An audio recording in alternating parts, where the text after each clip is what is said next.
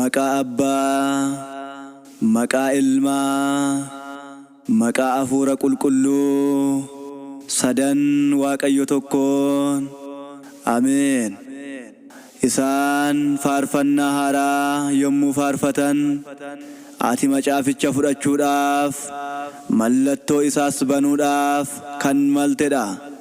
Ati ofii keetii qalamtee, namoota dhiiga keetiin Waaqayyoof bitteettoo. Mul'ata Yohaannis boqonnaa 5 lakkoofsa 9. Gatii dhiiga keessa fannoo gubbaa, amiin simbaarsa ilma qabbaa.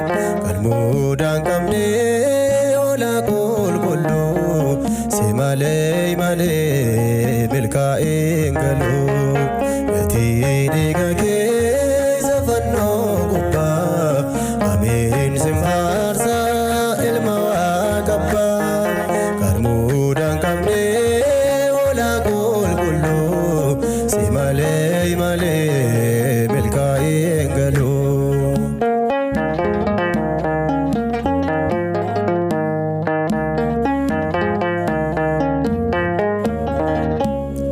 Leengi Hosanaa kan si waraane, cobni dhiiga keessi jakoobane.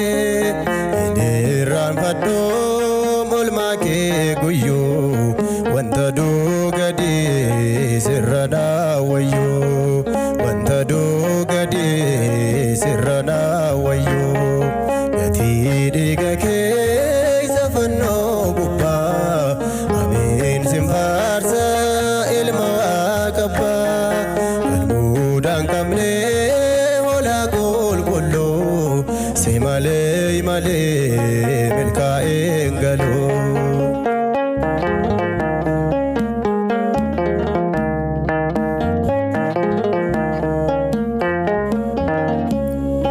Inbeekuu jedheen al sadii ganee, lukkuun yoo iyyuun dubbi qaamanee.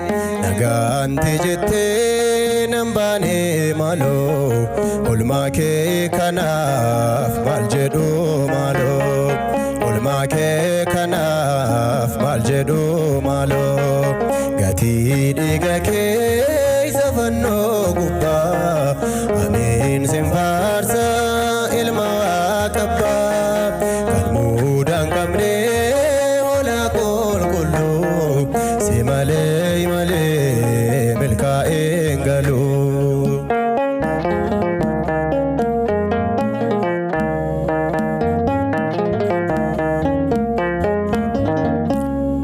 Dukkaanaaf loleen ifaan moo'amee, Damaasqoo irrattiin siif booji'amee.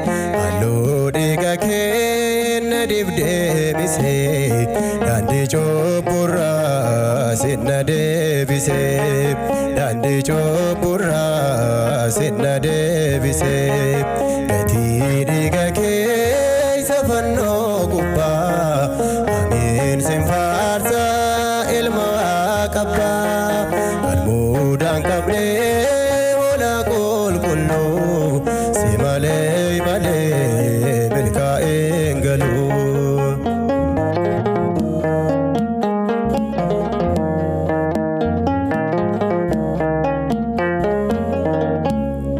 Taatee gaaf sanaa hin irraanfadhu, harkarraan qabaa mormaan gaafadhu.